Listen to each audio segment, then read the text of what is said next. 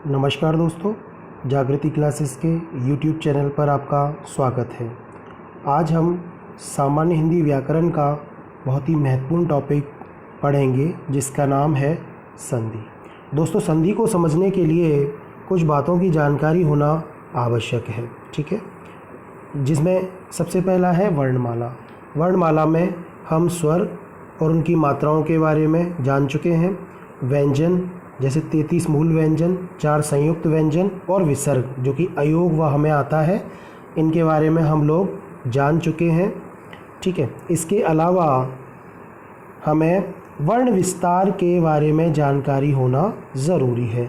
जैसे देखिए दोस्तों, वर्ण विस्तार में ये जो कमल शब्द आपको दिखाई दे रहा है, मूल रूप से एक बार देखने में तो लगता है कि इसमें 3 ही शब्द हैं, 3 ही वर्ण हैं, लेकिन जब इनका सही तरीके से वर्ण विस्तार करेंगे तो हमें पता चलेगा कि इसमें वर्णों की कुल संख्या 6 है। देखिए कैसे, जैसे हम कै वर्ण है, इसके नीचे कोई भी चिन्ह नहीं है, इसका मतलब इसमें ए की मात्रा है।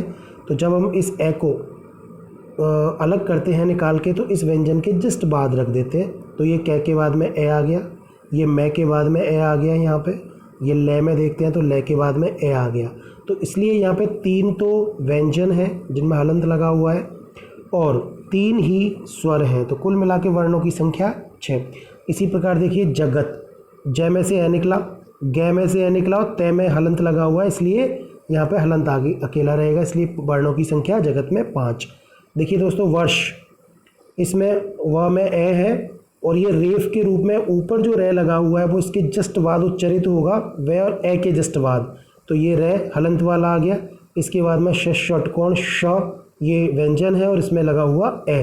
वर्णों की कुल संख्या 5। इसको ऐसे पढ़ेंगे वर्ष, ठीक है। दिग्गज, देखिए दोस्तों, इसमें द में ई की मात्रा लगी हुई है, ग आधे गे के बाद में पूरा गे, तो ये आधा गे, और पूरे गे में भी हम देखते हैं तो गे में से ए निकल जाएगा और जय, इस जय में से ए निकल जाएगा। कुल वर्णों की संख्या इसमें 7 हो गई। दोस्तों देखो, संधि के लिए वर्ण विस्तार को जानना और व्यंजन में स्वरों को लगाना ये आना बहुत ज़रूरी है। हम देखो आगे बढ़ते हैं। इसके अलावा हमें संयुक्त वर्णों की जानकारी होना भी आवश्यक है। जैसा कि हमने वर्णमाला में पढ़ा था, संयुक्त वर्णों की संख्या 4 होती है। इनको मूल व्यंजनों में काउंट नहीं किया जाता है, जैसे क्ष, त्र, ज्य, श्र, ठीक है। ये ज्ञानी ज्ञ नहीं है बल्कि ज्य है, जैसे शुरू होता है। अब देखिए, तो सीधा प्रश्न यहीं से आता है कि इन संयुक्त वर्णों में कौन कौन से वर्ण हैं। तो देखो, यहाँ पे क्ष में हलंत लगा हुआ है, इसलिए अंतिम वर्ण में स्वर नहीं है, इसका मतलब कै और श के संयोग से बना है। ये त्र तय और रे के संयोग से बना है। ये ज्य जय और य के संयोग से बना है। और ये श्र श और रे के संयोग से बना है। क्योंकि इनमें सब में यहाँ पे हलंत लगा हुआ है, इसलिए हमने अंतिम वर्ण में स्वर नहीं है इसमें। अब देखिए यहाँ पे ये क्ष, इसमें स्वर लगा हुआ है क्योंकि हलंत नहीं है, इसलिए इसमें 3 वर्ण है। देखिए इस हलंत वाले में तो वर्णों की संख्या है 2। देखिए एक बार आप, इसमें हलंत वाले शब्द में, इसमें हलंत लगा हुआ है तो इसमें वर्णों की संख्या 2, जबकि ये बिना हलंत वाला है, इसमें वर्णों की संख्या 3, क्योंकि इसमें अंत में स्वर भी है, ठीक है। इसमें वर्णों की संख्या 2 त्रय में, यहाँ त्र में वर्णों की संख्या 3, यहाँ जय में वर्णों की संख्या 2, यहाँ बिना हलंत वाले में वर्णों की संख्या 3, क्योंकि इसमें स्वर भी है, हलंत नहीं है। इसका मतलब अंतिम वर्ण जो है ये हलंत वाला नहीं है, इसका मतलब यहाँ पे स्वर भी है, ए स्वर है, ठीक है। श्रेय में शहर है, 2 वर्ण है, यहाँ इस वाले में 3 वर्ण है। तो हमने वर्ण का विस्तार भी करना सीख लिया और इस संयुक्त वर्ण की जानकारी भी हमने यहाँ पर ले लिया। त्र बहुत ही महत्वपूर्ण है स्वर संधि में, और ये तीनों वर्ण व्यंजन संधि में काम आएंगे। देखिए दोस्तों, हम आगे चलते हैं। इसके अलावा में अंतस्थ वर्णों की जानकारी होना भी इसके लिए आवश्यक है। देखिए अंतस्थ वर्णों में हम जानते हैं य, र, ल, व, ये चारों अंतस्थ वर्ण हैं। व्यंजनों की श्रेणी में इनको काउंट किया जाता है, स्वरों में नहीं, जबकि इनको अर्ध स्वर भी कहा जाता है। व्यंजनों में तो काउंट किया जाता है, पर इनको अर्ध स्वर भी कहा जाता है। वेरी इंपॉर्टेंट, क्यों कहा जाता है ये हम देखते हैं अभी। क्योंकि देखिए, इन वर्णों की उत्पत्ति इन स्वरों से मानी गई है। ई मूलतः स्वर है, ठीक है। इन ई से ये को उत्पत्ति मानी गई है। उ स्वर है, इस उ से वे की उत्पत्ति मानी गई है। ये री स्वर है, री से रे की उत्पत्ति मानी गई है।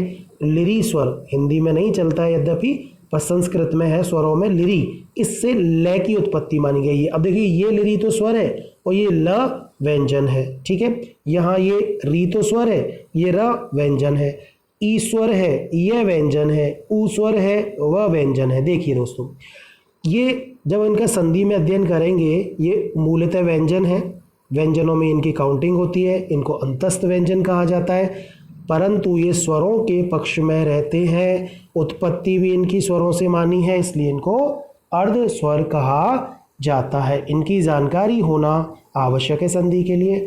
दोस्तों देखो, बचपन में हमने 12 खड़ी खूब पढ़ी हुई है, लेकिन यहाँ पर हम एक बार और थोड़ा सा इसके बारे में जानते हैं कि संधि में किस प्रकार से हमें सहयोग करेगी।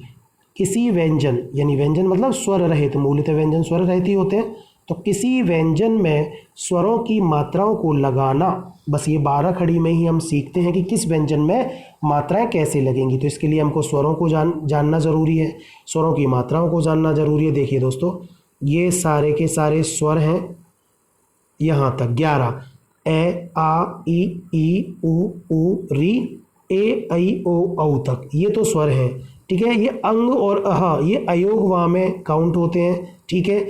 अंग और अह अयोग वा में हमने स्वर वर्णमाला में पढ़े थे। इन सब की मात्राएं हैं, हालांकि ए की कोई मात्रा नहीं मानी गई है। इसका मतलब ये है कि जिस वर्ण में हमें, ये मूल वर्ण तो है हलंत वाला, और जिस वर्ण में हलंत लगा हुआ नहीं हो, इसका मतलब है और कोई मात्रा चिन्ह नहीं हो और हलंत भी नहीं हो, उसमें ए माना जाता है। हालांकि यहाँ तो आ की मात्रा चिन्ह, इसलिए इसमें ए तो नहीं हो सकता, आ है इसमें तो, ठीक है।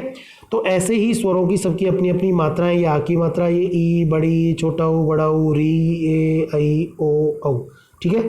ये अंग है, ये ए के साथ इसलिए दिखाए गए हैं क्योंकि ये हमेशा स्वरों के साथ ही प्रयुक्त होते हैं। जैसे अनुस्वार का चिन्ह है, ये हमेशा स्वरों के साथ ही प्रयुक्त होते हैं, व्यंजन के साथ प्रयुक्त नहीं होते, ठीक है। कैसे नहीं होते व्यंजन के साथ? अगर मैं आपको ऐसे लिख दूं, ये स्वर रहित व्यंजन है क, और इसके ऊपर मैं अनुस्वार लगा दूं, या ये हलंत वाला क्या है, इसके साथ में विसर्ग लगा दूं, इसका मतलब है ये रोंग है, ऐसे नहीं हो सकता क्योंकि इनमें स्वर नहीं है, इसलिए इनके साथ ये प्रयुक्त हो ही नहीं सकते, रोंग है ये, ठीक है।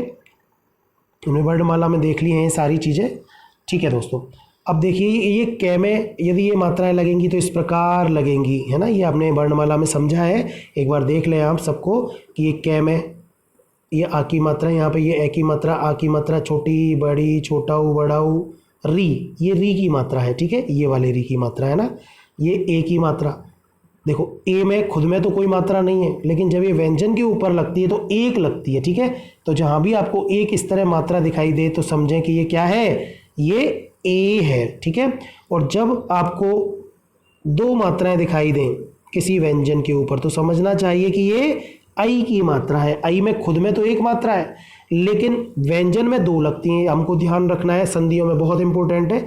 गुण संधि में जब हम पढ़ेंगे तो एक मात्रा वाले शब्द हमको नजर आएंगे, सुरेश, महेश इत्यादि, और जब हम वृद्धि संधि पढ़ेंगे तो हमें दो मात्रा वाले शब्द जैसे हितैषी, शुभैषी ये नजर आएंगे, वहाँ हमें इन चीज़ों को देखना है। ये ओ, औ और ये अंग, अह में ये मात्राएं लगी हुई हैं, ठीक है दोस्तों। यहाँ तक आपको ये समझ में आ गया होगा। अब हम थोड़ा इसको आगे बढ़ाते हैं। अब देखिए दोस्तों, ये स्वर को व्यंजन से अलग करते समय पहले व्यंजन आता है, उसके बाद स्वर आता है, क्योंकि हिंदी में इसी क्रम में इनका उच्चारण भी किया जाता है। जैसे अगर मान लो मैंने ये कै लिखा, अभी हमने ऊपर पढ़ा ये वाला, अगर मैं इसको विस्तार करूंगा, जैसा कि हमने अभी वर्ण विस्तार देखा था, तो कै में पहले मूल व्यंजन लिख दूंगा कै, और उसके जस्ट बाद में ये ए, यानी कि इसमें जो स्वर है वो आ जाएगा। ऐसे ही का जो स्वर है वो का के बाद में आ जाएगा। की में जो भी स्वर है छोटी ई, ये कै के हलंत, ये देखो हलंत लगा के मतलब ये मैंने स्वर रहित कर दिया। अब जब स्वर रहित कर दिया तो इसमें जो मात्रा है उसको मुझे उस वर्ण को आगे लिखना पड़ेगा। ऐसे ही बड़े ई की मात्रा इस तरह आ जाएगा, छोटे ऊ की मात्रा, ठीक है, ये बड़े ऊ की मात्रा, ये री की मात्रा, यानी कै में हलंत लगाया और री को मैंने पास में लग दिया, क्योंकि इस चिन्ह से हमें पता चल रहा है कि ये री की मात्रा है। अब ये देखिए कै में एक मात्रा लगी हुई, इसका मतलब एक मात्रा किसकी निशानी होती है, ए की, ठीक है। तो मैंने एक मात्रा वाला ए नहीं बल्कि केवल ए लिखा, ठीक है। एक मात्रा वाला ए तो ए नहीं होता बल्कि आई होता है, ठीक है दोस्तों। तो यहाँ ए की मात्रा लग जाएगी, ये आई, देखो यहाँ दो मात्रा है लेकिन यहाँ इसके एक ही मात्रा है, तो ये इस चीज़ का आपको विशेष ध्यान रखना है ना। कि कैसे हम संधि में ये, क्योंकि इससे बहुत गलतियां हो जाती हैं कई बार। देखिए आगे ये ओ की मात्रा लगा दी, औ की मात्रा, ये देखिए अंग की मात्रा। अंग की मात्रा का मतलब पहले क्या आ गया स्वर रहित, उसके बाद में ए आ गया, क्योंकि ए और ये अनुस्वार दोनों दो वर्ण हैं, एक नहीं है, एक और दो, पर क्योंकि ये हमेशा स्वरों के साथ ही प्रयुक्त होते हैं इसलिए ये स्वरों के साथ ही आपको नजर आएंगे। अकेला अनुस्वार इस तरह कभी नजर नहीं आएगा, स्वर के साथ ही नजर आएगा। व्यंजन के अकेले के साथ भी ये हलंत वाले व्यंजन में कभी नजर नहीं आएगा। ठीक है दोस्तों, आपको ये यहाँ तक समझ में आ गया होगा। ये देखो अह, ये अह वर्ण जो हमने यहाँ पे दिखा रखा है, इसका मतलब ये है कि ये अह में कै है, कै के बाद में ए आ गया, मूलतः तो यही है इसमें, और ये विसर्ग आ गया। ठीक है, विसर्ग आ गया।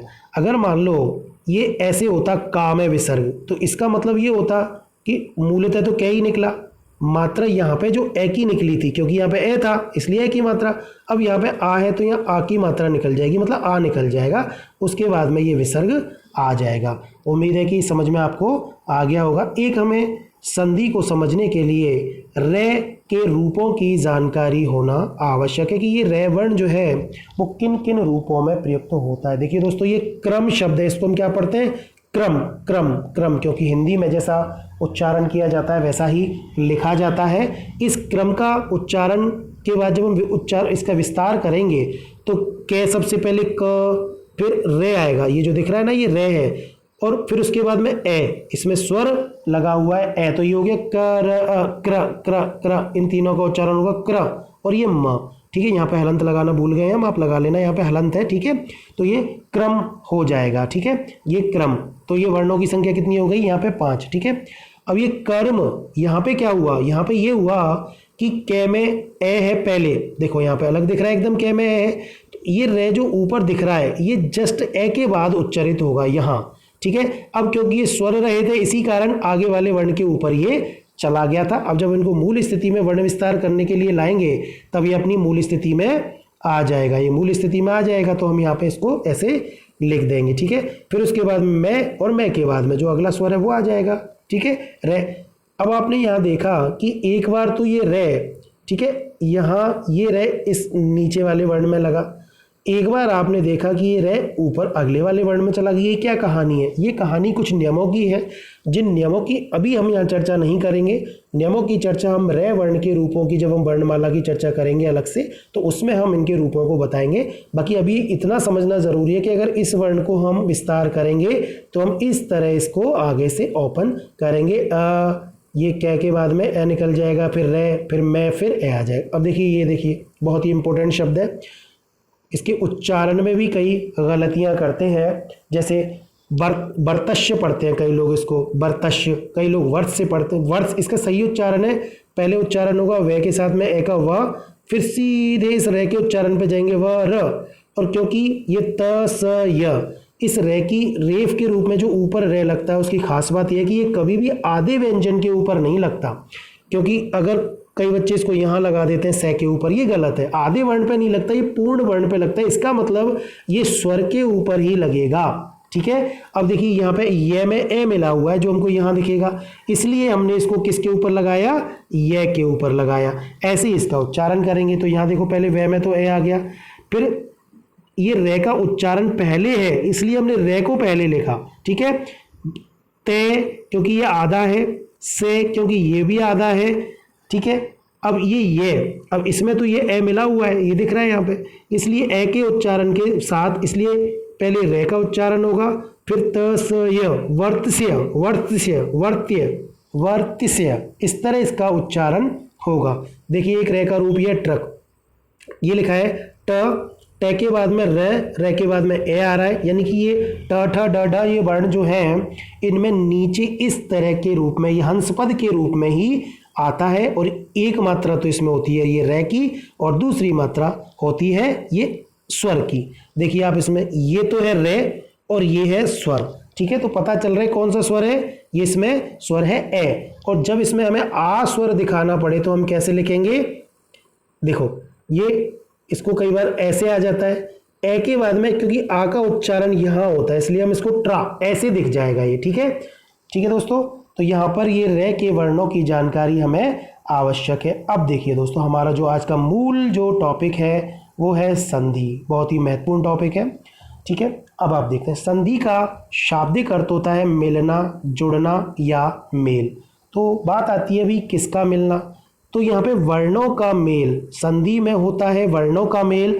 जबकि कई बार हम प्रश्न आता है कि संधि क्या है, वर्णों का मेल है या शब्दों का मेल, तो कई विद्यार्थी उसमें शब्दों का मेल कर देते हैं, जो कि गलत होता है। शब्दों का मेल समास में होता है, ठीक है। समास में काहे का मेल होता है, शब्दों का, वर्णों का नहीं बल्कि शब्दों का मेल तो होता है समास में, लेकिन संधि में जो मेल होता है वो होता है वर्णों का। अब देखिए संधि की शर्त क्या है। संधि की शर्त है वर्णों का मेल तो हो गया, यानी कि वर्णों की अत्यंत समीपता हो गई, और समीपता या वर्णों के मेल के फलस्वरूप विकार या परिवर्तन या बदलाव आना संधि की प्रमुख शर्त है। अगर बदलाव नहीं आया तो इसका मतलब वहां पर किसी भी प्रकार का वर्ण परिवर्तन नहीं हुआ है, मतलब संधि नहीं है, ठीक है दोस्तों। अपने दिमाग में क्लियर रखें चीज कि अगर वर्ण परिवर्तन नहीं तो संधि नहीं, ठीक है। वर्ण विकार हो गया, अगर वर्ण विकार या परिवर्तन नहीं तो संधि नहीं, बल्कि वो क्या कहलाएगा दोस्तों, संयोग कहलाएगा। आप देखिए हम जरा इसको क्लियर करते हैं आगे कि ये संयोग संधि नहीं बल्कि क्या कहलाएगा, संयोग। संयोग का मतलब क्या है, जैसे मैंने दो वर्ण लिए यहाँ पे उप प्लस कार, दो शब्द लिए, एक तो उप है एक कार है। अब जब ये शब्द पास पास आए, पास तो शब्द ही आ रहे हैं, पर संधि के लिए मूल रूप से वर्ण पास आते हैं। तो उप में पे में हलंत लगा के हमने अभी वर्ण विस्तार बताया था आपको, ए आ गया, और कै का कार का प्रथम वर्ण कै, ठीक है। तो ए और कै के बीच में किसी भी प्रकार की संधि नहीं है, उपकार बन जाएगा। ऐसी सम प्लस मान, ये आधा में अगर इस में जुड़ेगा तो सिर्फ इस तरह ही जुड़ेगा, यहाँ पे किसी भी प्रकार का ये परिवर्तन नजर, केवल हलंत वाला जो वर्ण है हमने इसको इसमें जोड़ा है तो आधा ही ना, इसलिए किसी भी प्रकार का परिवर्तन नहीं है। इट मीन्स यहाँ पर संयोग है, संधि नहीं है। देखिए दोस्तों, सामासिक शब्दों में संधि और संयोग दोनों के से नए शब्द का निर्माण होता है। यानी कि जब हम समास पढ़ेंगे तो हम देखेंगे कि समास में या सामासिक पदों में ऐसे शब्द भी आएंगे जिनमें संधि हो रही है, और ऐसे शब्द भी आएंगे जिनमें संधि नहीं हो रही है। तो अगर अपन बात करें उपकार शब्द की तो इसमें समास माना जाएगा। सम्मान शब्द की बात करें तो समास तो है पर संधि नहीं है, इन दोनों शब्दों में समास है, संधि नहीं है। ओके दोस्तों, ये बात आपको क्लियर हो गई होगी। अब हम ये देखते हैं कि संधि की क्या परिभाषा बनी। हमने जो ऊपर समझा उससे हमें ये पता चला कि वर्णों की अत्यंत समीपता या मेल के फलस्वरूप उत्पन्न विकार या परिवर्तन या बदलाव से नए शब्द का निर्माण ही संधि कहलाता है, ठीक है। वर्णों की अत्यंत समीपता, अब वर्ण कैसे, अभी हम देख रहे थे शब्द ही थे होने को, तो पर यहाँ पे शब्द नहीं माना जाएगा, यहाँ पे वर्ण माना जाएगा, क्योंकि प्रथम शब्द का अंतिम वर्ण और द्वितीय शब्द का प्रथम वर्ण, इन दोनों वर्णों के बीच में ही संधि की प्रक्रिया संपन्न होती है। तो दोस्तों एक बार और हम देख लेते हैं कि वर्णों की अत्यंत समीपता के फलस्वरूप होने वाला विकार ही संधि कहलाता है। यानी संधि में विकार तो बहुत आवश्यक है, अगर विकार नहीं है तो वो संधि नहीं बल्कि संयोग कहलाएगा। अब सवाल उठता है, प्रश्न उठता है कि वर्ण परिवर्तन ही संधि है, तो ये वर्ण परिवर्तन कितने प्रकार का हो सकता है और कितने प्रकार का होता है। तो दोस्तों बहुत ही नीट एंड क्लीन, बहुत ही साफ बात है यहाँ पर कि जैसे अगर हमने वर्णमाला में स्वर पढ़े, व्यंजन पढ़े और अयोगवा पढ़े, अयोगवा में अनुस्वार और विसर्ग पढ़े, तो मैं आपको बता दूं कि ये जो वर्ण परिवर्तन है वो 3 ही प्रकार का माना गया है, और उस 3 प्रकार के वर्ण परिवर्तन के हिसाब से संधि के मुख्य भेद भी 3 ही माने गए हैं। देखिए देखते हैं एक एक करके। इसमें सबसे पहले स्वर में परिवर्तन, मतलब स्वर संधि। अगर स्वर में कहीं परिवर्तन हो रहा है तो वो संधि का कौन सा भेद कहलाएगा, स्वर संधि। जैसे देखिए शत प्लस अवधि, ये 2 शब्द हैं, शब्दों के फलस्वरूप जो संधि हो रही है वो वर्णों में हो रही है। ये ए और ए, इनके फलस्वरूप एक नया वर्ण बनेगा, इसका मतलब विकार हुआ। 2 वर्णों की बजाय अब ये एक वर्ण हो गया और वो बदल भी गया, इसका मतलब विकार या परिवर्तन तो हुआ है। अब देखिए इस जैसे हमने वर्ण विस्तार पढ़ा तो तय में हलंत है तो ये इसकी मात्रा को ले लेगा, यानी कि तय के बाद में जस्ट बाद में क्या है, आ है, तो ये क्या बन जाएगा, ता। तो ये शताब्दी बन जाएगा, मतलब ता के बीच में यहाँ पे संधि हुई है, संधि यहाँ पे हुई है, तो शत प्लस अवधि से बनेगा शताब्दी। शत यानी 100, अवधि यानी वर्ष, तो 100 वर्ष के समय को कहा जाता है दोस्तों शताब्दी। तो ये था स्वर में परिवर्तन, स्वर संधि। अब देखिए दोस्तों, ये व्यंजन में अगर परिवर्तन होता है तो वो कहलाता है व्यंजन संधि। कैसे, देखिए जगत, यहाँ एक शब्द है, दूसरा शब्द है नाथ, लेकिन संधि अल्टीमेटली किसके बीच में हो रही है? तय और नय के बीच में। हम नियमों में पढ़ेंगे कि ये तय कैसे ये इस नय में बदलेगा, ये इस नय को देख करके नय में बदल जाता है ये, तो दोनों नय हो जाएंगे, तो यहाँ बन जाएगा जगन्नाथ। अब देखें आप, मूल रूप से जो परिवर्तन हुआ, बाद वाला नाथ तो एज इट इज है, यहाँ पे नाथ देखिए आप, इस प्रारंभिक यानी कि पहले शब्द का जो अंतिम वर्ण है तय, मूलतः वो बदला है यहाँ पे। हलंत वाला तय किस में बदल गया? हलंत वाले नय में, यानी आधे नय में। तो देखिए जगन्नाथ बन गया, मतलब व्यंजन में परिवर्तन है, इसका मतलब व्यंजन संधि। कैसे हुआ, क्या हुआ, ये हम आगे के उदाहरणों में पढ़ेंगे। आगे देखो, दिक प्लस गज बनेगा दिग्गज, कै का गया हुआ, व्यंजन परिवर्तन मतलब व्यंजन संधि। ओके दोस्तों, अब देखो आगे बढ़ते हैं। अब तीसरा इसका जो भेद है, जिसको हम वर्णमाला में तो हमने पढ़ा था अयोगवा, पर क्योंकि अयोगवा में अनुस्वार में किसी भी प्रकार का परिवर्तन संधियों में नहीं होता है, वो केवल पंचम वर्ण के रूप में ही रहता है, वो हम आगे देखेंगे। पर विसर्ग में मूलतः परिवर्तन इसमें होता है, इसलिए इसको विसर्ग संधि नाम दिया गया, ना कि अयोगवाह संधि। ठीक है, क्योंकि अयोगवा में तो दोनों होते हैं। देखिए विसर्ग में परिवर्तन मतलब विसर्ग संधि। अब देखिए एक शब्द है आशीहि, आशीहि का मतलब होता है प्रकट होना, वाद, वाद का मतलब होता है कोई क्षेत्र या कहें कि कोई सिद्धांत। ठीक है, अब देखिए आशीहि प्लस वाद, तो ये विसर्ग जो है रे में बदल रहा है। अब आशीहि में जो विसर्ग है, क्योंकि अंतिम क्या वर्ण है, क्योंकि वर्ण है, ये बदल रहा है, रे में बदल रहा है, तो ये रे आगे अभी हमने पढ़ा था कि वो आगे वाले वर्ण के ऊपर चला गया था, तो यहाँ पे ये आशीर्वाद, कई लोग इसको आशीर्वाद बोल देते हैं, यानी कि शय में ही लगा देते हैं रे को, जो कि रॉन्ग होता है। ये आशीर्वाद होता है, यानी शय वर्ण के जस्ट बाद इसका उच्चारण करेंगे आशीर्वाद। ऐसे देखिए ज्योति ही प्लस आदित्य, ये विसर्ग रे में बदलेगा, तो ये बन जाए। अब देखिए यहाँ पे ऊपर क्यों नहीं गया ये रे, क्योंकि इसके तुरंत बाद, इस रे के तुरंत बाद क्या है? स्वर है। और हमने ये पढ़ा कि अगर मान लो स्वर रहित कोई व्यंजन होता है और उसके जस्ट बाद कोई स्वर होता है, तो वो स्वर को अपने में मिला लेता है, यानी कि ऐसे इस तरह रूप बन जाएगा। तो ये बन जाएगा ज्योतिरादित्य, इसमें ऊपर नहीं जाएगा। ठीक है, तो अब देखें आप, ये आपको समझ में आ गया होगा। अब हमने मुख्य रूप से अभी तक ये पढ़ा कि संधि के मुख्य रूप से 3 भेद होते हैं। पहला स्वर संधि, ठीक है, दूसरा व्यंजन संधि और तीसरा विसर्ग संधि। अब देखिए दोस्तों कि ये तीनों जो वर्ण भेद हैं स्वर संधि के, मूल भेद, इनमें स्वर संधि काफ़ी महत्वपूर्ण टॉपिक है। अधिकांश सवाल परीक्षाओं में स्वर संधि से ही आते हैं, बहुत ही महत्वपूर्ण टॉपिक है। स्वर संधि के भी 5 भेद माने गए हैं पृथक से: दीर्घ संधि, गुण संधि, वृद्धि संधि, यण संधि और अयादि संधि। ठीक है दोस्तों, अभी हम नेक्स्ट इनका चर्चा करेंगे स्वर संधि के इन 5 भेदों की। अब देखें आप, इसके बाद है व्यंजन संधि और विसर्ग संधि। तो व्यंजन संधि में कोई भेद नहीं है, परंतु इसमें व्यंजन परिवर्तन के कुछ नियम माने गए हैं, जिनकी चर्चा हम आगे करेंगे। ऐसे ही विसर्ग संधि है, इनके भी कोई भेद नहीं है, परंतु विसर्ग परिवर्तन के कुछ नियम है यहाँ पर, जिनकी हम आगे चर्चा करेंगे। ठीक है दोस्तों, ये आपको बात यहाँ पर क्लियर हो गई होगी कि संधि के मुख्य रूप से 3 भेद होते हैं: स्वर संधि, व्यंजन संधि और विसर्ग संधि। अब देखिए दोस्तों, बहुत ही महत्वपूर्ण बात, संधि के लिए क्या हम ऐसे ही शब्दों को मिलाकर के नए नए शब्द बना दें? नहीं। सवाल उठता है तो फिर क्या, कैसे मिलाएंगे, किन शब्दों को मिलाएंगे, क्या उसका कोई मापदंड होगा, क्या उसका कोई पैमाना होगा? तो जवाब मिलता है यस, संधि की एक कसौटी होती है, एक मापदंड होता है। क्या मापदंड होता है? अब देखिए, पहले संधि की हम चर्चा करें तो 2 वर्णों की अत्यंत समीपता के कारण उत्पन्न विकार या परिवर्तन के फलस्वरूप नवीन सार्थक शब्द का निर्माण।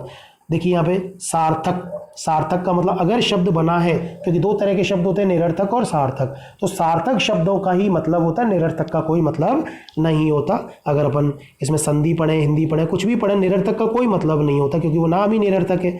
ठीक है, तो यहाँ पर वर्णों की अत्यंत समीपता के कारण जो विकार उत्पन्न होता है, नवीन सार्थक शब्द बनता है, वो संधि कहलाता है वो प्रक्रिया। और एक होता है विच्छेद, यानी कि किसी शब्द के 2 या 2 से अधिक सार्थक खंड, देखो यहाँ भी सार्थक खंड हमें करने हैं, निरर्थक नहीं बल्कि सार्थक खंड करने हमको, ऐसा नहीं कहीं से भी शब्द को तोड़ दिया, हम उसके सार्थक खंड करेंगे तो ही वो संधि विच्छेद कहलाएगा। ठीक है दोस्तों, अब इनकी हम कसौटियों पर बात करें तो संधि की 2 कसौटी होती हैं, 2 मापदंड होते हैं, 2 पैमाने होते हैं। पहला है कि किसी शब्द का विच्छेद करने पर बनने वाले दोनों शब्द सार्थक होने चाहिए। अगर हमने कोई शब्द ले लिया, सपोज हमने ये शब्द ले लिया हिमालय, और इस शब्द को हम तोड़ने जा रहे हैं और हमने इस तरह इसको ही प्लस माले तोड़ दिया, तो इसका कोई मतलब नहीं है, क्योंकि ही माले का कोई मतलब नहीं है। अगर मैं ऐसे तोड़ूंगा इसको हिम प्लस आले, तब ये पता चलेगा कि हाँ हमने इसके दो सार्थक खंड किए हैं। इसका मतलब किसी शब्द का विच्छेद करने पर बनने वाले दोनों शब्द कैसे होने चाहिए? सार्थक, पहली कसौटी। दूसरा, किसी शब्द का विच्छेद करने पर, देखिए, किसी शब्द का विच्छेद करने पर बनने वाले दोनों शब्दों का अर्थ संधि शब्द के अर्थ से के अनुरूप या उससे मिलता जुलता होना चाहिए। ठीक है दोस्तों, यानी किसी शब्द का विच्छेद अगर अपन कर रहे हैं तो दोनों शब्दों का अर्थ जो निकलेगा वो निश्चित रूप से उस संधि शब्द से मिलता जुलता होगा, उसके अनुरूप ही होगा। ऐसे तो फिर शब्दों का मिलाने का क्या मतलब है? कभी कभार नए शब्दों का निर्माण भी हम लोग कर रहे हैं, पर वो शब्द कहीं ना कहीं उन दोनों शब्दों के योग से ही मिलता जुलता होता है। देखिए दोस्तों, हम यहाँ पर कुछ एग्जाम्पल, कुछ उदाहरण देखते हैं इसके। पहला है मुक्तावली। ये एक शब्द है, संधि शब्द है, ठीक है। इसके अगर अपन दो सार्थक खंड करें तो मुक्ता प्लस अवली बनेगा, ठीक है। वैसे लेकिन अगर अपन चर्चा करें मुक्ता, अब देखो यहाँ पे अपन संधियों में देखेंगे आगे कि ता को अगर अपन तोड़ेंगे ता में, क्योंकि दीर्घ संधि है, ए और ए के बीच में संधि हो रही है, कि आ और आ के बीच में संधि हो रही है। अगर अपन इसको यहाँ से तोड़ते हैं तो या तो मुक्ता बनेगा या मुक्त बनेगा, इधर अवली बनेगा या आवली बनेगा। बस इसी तरह की, इसी संभावित चार शब्दों में टूट सकता है। पर बात आती है कि मुक्तावली का मतलब होता है मोतियों की माला। तो मोतियों की माला, कौन सा दो शब्द ऐसे हैं जो ये अर्थ हमें दे रहे हैं? तो मुक्ता का मतलब होता है मोती और अवली का मतलब होता है पंक्ति या माला। इसका मतलब मुक्तावली का संधि विच्छेद होगा सही, मुक्ता प्लस अवली। मुक्त प्लस अवली या मुक्त प्लस आवली नहीं होगा, क्योंकि आवली तो शब्द ही निरर्थक है।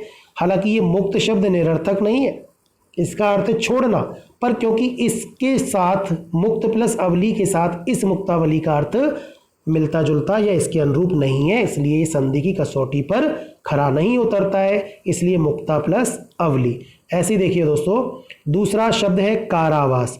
कारावास का जब अपन सार्थक खंड करेंगे तो कारा या कार, क्योंकि कार का मतलब एक तरह से क्री धातु से बना हुआ वो शब्द है ये, तो कारा या कार, आवास या एवास। एवास तो चलो निरर्थक है, कोई बात नहीं, ये तो रॉन्ग हो गया यहाँ पे, इसको तो हटा देते।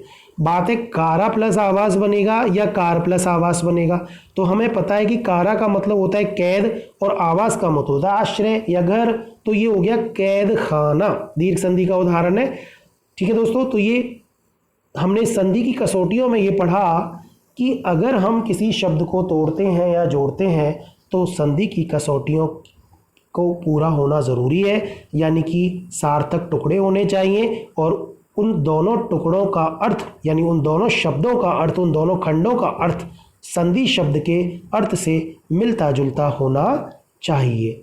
ठीक है दोस्तों, अब देखिए दोस्तों, अब हम स्वर संधि, जैसा कि हमने पढ़ा स्वर संधि, व्यंजन संधि और विसर्ग संधि, इन तीनों संधियों में से सबसे पहले हम स्वर संधि के बारे में कुछ सामान्य जानकारी यहाँ पर लेंगे। स्वर संधि, देखिए स्वर नाम से ही पता चल रहा है, तो स्वर संधि में हमने देखा था कि जहाँ स्वर में परिवर्तन होता है या विकार आता है या बदलाव आता है वो स्वर संधि कहलाता है। अब सबसे महत्वपूर्ण बात है स्वर संधि की कि जहाँ स्वर संधि होगी आपके दिमाग में सबसे पहले ये चीज़ आनी चाहिए कि दोनों वर्ण स्वर होंगे, यानी प्रथम शब्द का अंतिम वर्ण और द्वितीय शब्द का प्रथम वर्ण, ये दोनों स्वर होने चाहिए। ठीक है, हाँ कई बार स्वर नहीं होते हैं, वो हम उसके अपवाद टाइप उनमें होते हैं जो पररूप संधि और पूर्व रूप संधि के उदाहरण है, उनकी हम चर्चा आगे करेंगे। सबसे पहले जहाँ दोनों वर्ण स्वर हो वो स्वर संधि कहलाएगा। ठीक है दोस्तों, आप यही दिमाग में रखें अभी कि स्वर संधि मतलब दोनों वर्णों का स्वर होना जरूरी। तो जब स्वर वर्ण के साथ किसी दूसरे स्वर वर्ण के मेल होने से जो परिवर्तन या विकार होता है वह स्वर संधि कहलाता है। यहाँ पर ये बात आपको क्लियर हो गई होगी कि दोनों वर्ण स्वर होने चाहिए। अब जब अपन स्वर संधि की बात करते हैं तो हमने बहुत सारे स्वर हमने पढ़े, कितने पढ़े? बहुत सारे, 11 स्वर। 11 स्वरों की हमने चर्चा की। तो उन में जब हमने वर्णमाला में देखा था कि उनमें दो तरह के स्वर होते हैं, एक तो सम जातीय, एक विषम जातीय। ठीक है, स्वरों के जब हमने भेद पढ़े थे तो सम जातीय और विषम जातीय, वही स्वर संधि के भी कुछ उपभेदों में माने गए हैं। सबसे पहला है समजातीय, सजातीय या समान स्वर संधि। यहाँ पे बहुत ही क्लियर है, समान शब्द दिमाग में आते ही आपको संधि के परिप्रेक्ष्य में पता होना चाहिए कि जैसे ए और आ के साथ किसी भी ए और आ का अगर मेल होता है इट मीन्स दोनों समान है। ठीक है, तो यहाँ पे ये दीर्घ स्वर संधि या दीर्घ संधि कहलाएगा। इस दीर्घ संधि में जो स्वर बनेंगे वो आ बड़ा, ई बड़ा, उ बड़ी, री, ये बनते हैं। ठीक है, बहुत ही इंपॉर्टेंट है शब्द यहाँ पे, बनते हैं, मिलते नहीं है। मिलेंगे तो समान, छोटा भी ह्रस्व भी हो सकता है भाई। ठीक है, लेकिन बनेगा मेल के बाद में, इन शब्दों के मेल के बाद में जो बनेगा वो दीर्घ स्वर ही बनेगा, इसलिए संधि का नाम है दीर्घ संधि, क्योंकि यह समान वर्ण मिलते हैं इसलिए इसको समजातीय या समान स्वर संधि कहते हैं। इसका दूसरा भेद है विषम जातीय, विजातीय या असमान स्वर संधि, जैसा कि नाम से ही पता चल रहा है। अब इसमें असमान का मतलब ए के साथ में जैसे ई मिल गया, ए के साथ में ऊ मिल गया, ए के साथ में री शब्द मिल गया तो ये असमान हो गया। ठीक है, तो देखिए असमान स्वर संधि में यहाँ इसको विषम जातीय, विजातीय या असमान स्वर संधि कहते हैं। इसके भी चार भेद हैं। पहला है गुण स्वर संधि, वृद्धि स्वर संधि, यण स्वर संधि, अयादि स्वर संधि, ये चार इसके भेद हैं। अब देखिए दोस्तों बहुत ही इंपॉर्टेंट है कि गुण स्वर संधि का मतलब होता है कि इसमें ए, ओ, अर बनते हैं। ठीक है, बनते हैं, बनते कैसे हैं ये हम नियमों में पढ़ेंगे आगे, लेकिन हमें ये याद रखना है कि ये ए बनेगा, ये ओ बनेगा, ये अर बनेगा, इनको गुण स्वर भी कहते हैं, या गुण स्वर संधि में ये वाले स्वर बनते हैं। वृद्धि संधि में आई, ए और आई और औ बनेंगे। ठीक है, बनते हैं, आई और औ बनते हैं। यण स्वर संधि में यह लय बनते हैं। ठीक है, हालांकि हिंदी में लय नहीं, लय वाला नहीं चलता है, यह रवे ही बनते हैं। और अयादि स्वर संधि में आए, आय, अव, आव, ये स्वर बनते हैं। बहुत ही इंपॉर्टेंट है।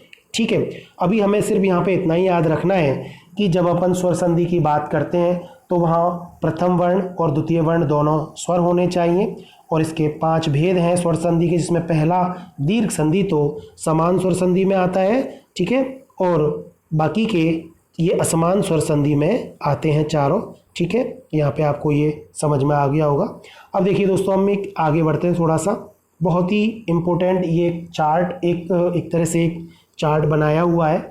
इसमें पूरी 5 स्वर संधियाँ हम बताएंगे अभी, दीर्घ संधि, गुण संधि, वृद्धि संधि, यण संधि और अयादि संधि। इन 5 संधियों के शब्दों को हम कैसे पहचाने कि इनमें कौन सी संधि है। बच्चों के सामने सबसे बड़ी समस्या यही आती है कि किस शब्द में कौन सी संधि है।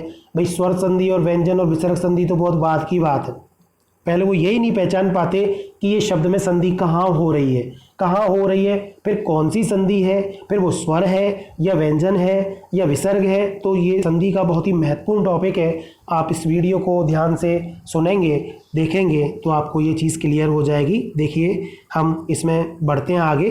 स्वर संधि के 5 भेद, यहाँ पे ये स्वर संधि के इन 5 भेदों की चर्चा हम करेंगे कि ये 5 स्वर संधि के जो भेद हैं, इन 5 भेदों को हम किस प्रकार से याद रखें। देखिए दोस्तों, पहला है दीर्घ संधि। ये दीर्घ संधि में हमने अभी पढ़ा था समान स्वर संधि कहते हैं इसको।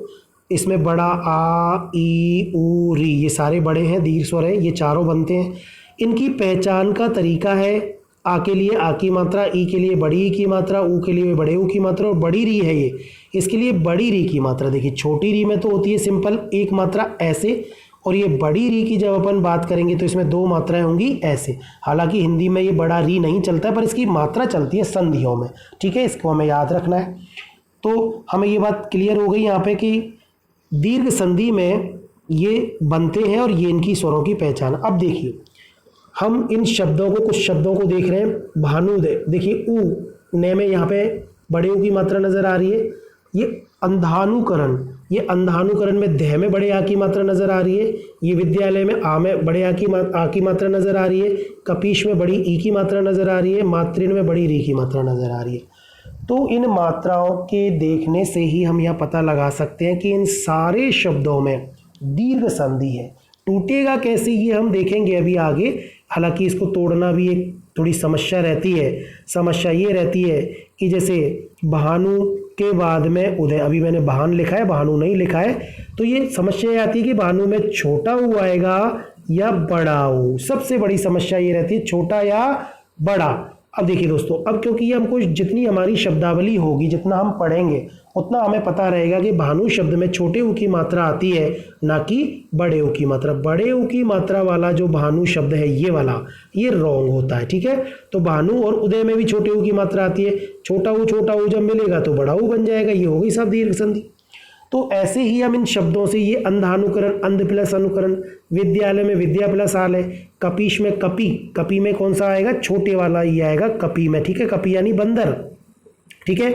और ईश, ईश में बड़ा आएगा, ठीक है। तो एक में छोटा और ईश में बड़ा, कपी में छोटा ई, पै में, और ईश में बड़ा, ठीक है। इस तरह ये एक मात्रिन शब्द है। अगर इस मात्रिन शब्द पे अपन चर्चा करें तो दिख रहा है हमें मात्रिन में यहाँ पे ये बड़ी री की मात्रा है, तो ये ऐसे टूटेगा, मात्री यानी एक छोटा री प्लस ऋण, ये भी छोटा री, छोटे छोटे मिलकर के बड़ा री बन जाएगा, उसकी मात्रा यहाँ पे लगा दिए, ये बन गया मात्रा। तो ऐसे ही हम इन सारी संधियों को यहाँ पे हम पहचानना सीख जाएंगे। तो आप ये टेबल को याद रखना ताकि हम आसानी से इन संधियों को पहचान सकें। देखिए दोस्तों, ऐसे ही गुण संधि, गुण संधि में ए ओ अर ये शब्द बनते हैं।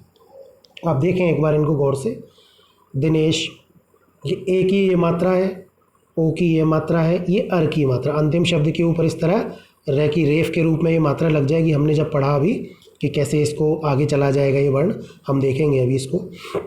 देखिए आप, दिनेश, महेश, सुरेश, इन शब्दों में सब में ए की मात्रा है। मात्रा देखते ही पता चल जाएगा कि सब में ए बन रहा है, मतलब गुण संधि है। परोपकार, पुरुषोत्तम, इनमें देखो ओ की मात्रा बन रही है। यहाँ पे ओ को देखते ही पता चल जाएगा कि इनमें कौन सी संधि है, इनमें गुण संधि है, ओ बन रहा है, गुण संधि है, ठीक है।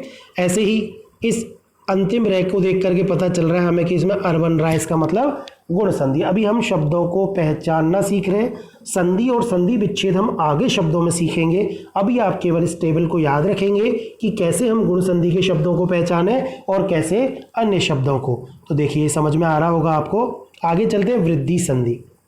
वृद्धि संधि में ए, आई और औ ये शब्द बनते हैं, ठीक है। हमने बताया था आई में खुद में तो एक मात्रा होती है, लेकिन जब किसी व्यंजन के ऊपर लगती है तो दो मात्राएं लगती हैं, ठीक है। अब जब हमें दो मात्रा ऊपर लगी हुई नजर आए, इधर औ में भी देखो क्या होता है, ऊपर तो दो ही मात्रा होती है, एक नीचे होती है, यानी ये आई की मात्रा, ये औ की मात्रा जब हमें किन्हीं शब्दों में नजर आए तो हमें पता लग जाएगा कि उनमें वृद्धि संधि हो रही है। ये पहचान का तरीका है। देखिए, तय में दो मात्रा लग रही है, द में दो मात्राएं लग रही हैं, थ में दो मात्रा लग रही है, ओ की यहाँ पे औ की मात्रा है दो, यहाँ औ की मात्रा है। अभी हम शब्दों को पहचानना सीख रहे हैं। ये वृद्धि आंख बंद करके आप लिख सकते हो, वृद्धि संधि के उदाहरण है। यहाँ पे ओ की मात्रा थी, यहाँ पे औ की मात्रा, ये आपको ध्यान रखना पड़ेगा, ठीक है दोस्तों। आगे चलते हैं, देखें यण संधि और अयादि संधि। यण संधि के शब्दों को पहचानने का तरीका, यण संधि में यण स्वर बनते हैं। हालांकि यण स्वर ये रे लेवे, ले भी यहाँ पे होता है, पर क्योंकि वो संस्कृत में चलता है, हिंदी वाले में ये रे लेवे में नहीं है, ये यानी संधि में नहीं है। ये रे वे, तो हिंदी में आपको ये रे वे याद रखने है कि ये यण स्वर है, हालांकि मूलतः ये व्यंजन है। पर जब हम स्वर संधि में इनको हमने बताया भी था आगे कि आपको इन अंतस्थ वर्णों को याद रखना जरूरी है संधि के लिए। वहाँ हमने पढ़ा भी था कि कैसे छोटी ई और बड़ी ई से ये हलंत वाला ये बना, कैसे छोटे ऊ और बड़े ऊ से ये हलंत वाला वह बना, कैसे रे से री से ये रे वर्ण बना, ठीक है। तो ये सारे स्वरों से बने हैं वर्ण, तो हमने वहाँ पर चर्चा की थी, आप याद रखेंगे इस चीज़ को। तो ये रे वे यण संधि में बनते हैं। पहचान क्या है, ये और वे से पहले आधा व्यंजन मिलेगा, जिस तरह जैसे देखो ये बनाया, ये आधा वर्ण दिख रहा है आपको। देखो यहाँ पे अत्यंत शब्द में ये से पहले आधा तय है, अभ्यर्थी में यह से पहले आधा भय है। देखो ये पर्यटन, हमने वहाँ रे के रूपों में बताया था ना आपको कि ये आधा रे होता है और ऊपर चला जाता है, तो आपको पहचानने में आसानी रहेगी इससे कि ये आधा रे है और यह से पहले आधा रे आ गया मतलब यण संधि है। ऐसे ये भी ऐसे पहले आधा रे आ गया मतलब यण संधि है। ये वैसे पहले आधा ने आ गया ना व्यंजन आधा, ये वैसे पहले आधा ने आ गया, इसका मतलब, ठीक है। क्या पता लग गया आपको इसमें कि ये यण संधि का उदाहरण है। ठीक है, एक इसके साथ में एक त्रवर्ण के शब्द बहुत ही इंपॉर्टेंट है।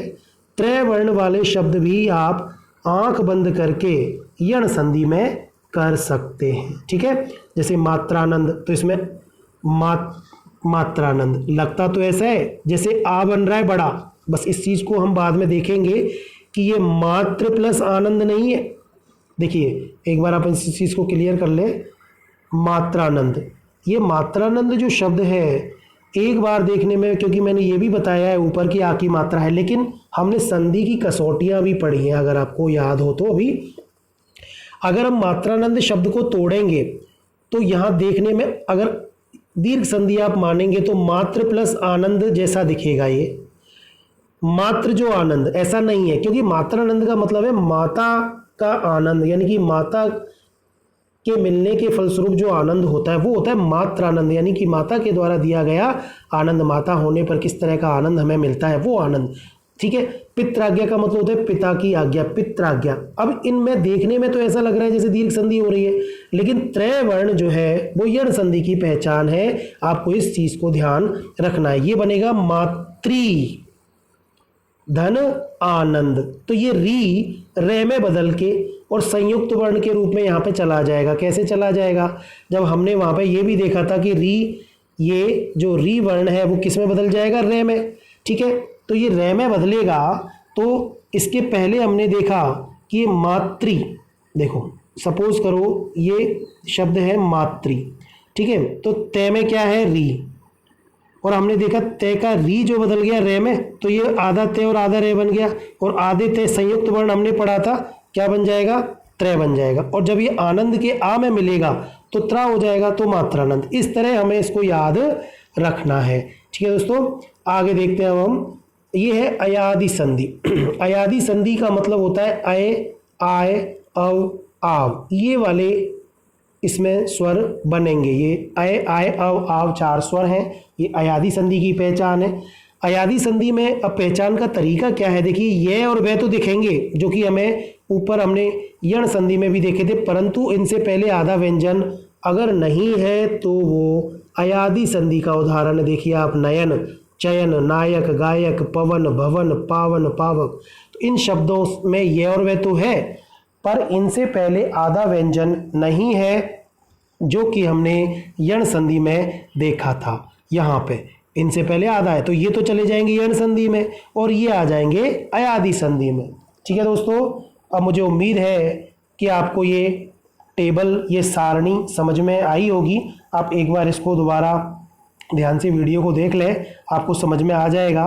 अभी आज के लिए हम इतना ही करेंगे। हमने आज के वीडियो में